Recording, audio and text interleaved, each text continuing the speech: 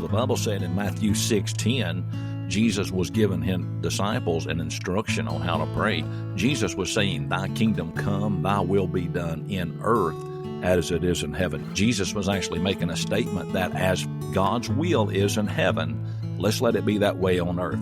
There's a difference between being on earth and being in earth. You see, when Jesus stood still, he was on earth. But when he put an action in place and started walking, he went out in the earth.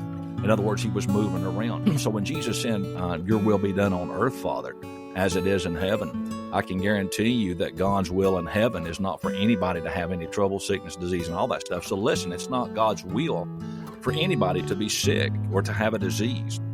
It's not God's will for anybody to walk around in defeat, to have depression, to have to suffer with anxiety, to have gloom in your life, to live in constant depression, or people out there that is in constant desperation. It's not even God's will for you to have a cold or to lay in bed with the flu.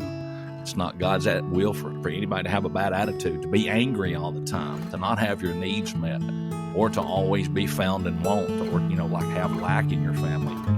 It's not God's will for you to live in hostility, constant fear.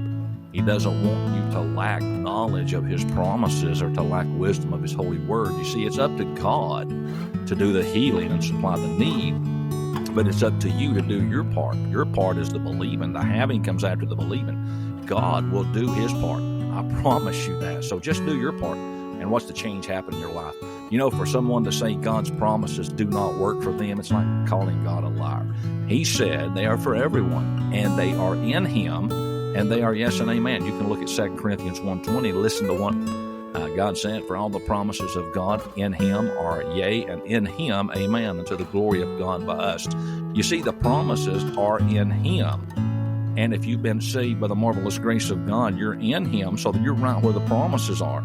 So if you've been saved, you're in there. The promises are not in the world. They're in him. So when you choose just to believe that, you're living in a different place. I'm telling you, when you simply just step up to the promises of God and start believing them, they become active in your life. And that, my friend, is kingdom living here in earth. I just praise your holy name, Father. It's worth it all just to be a child of the Lord.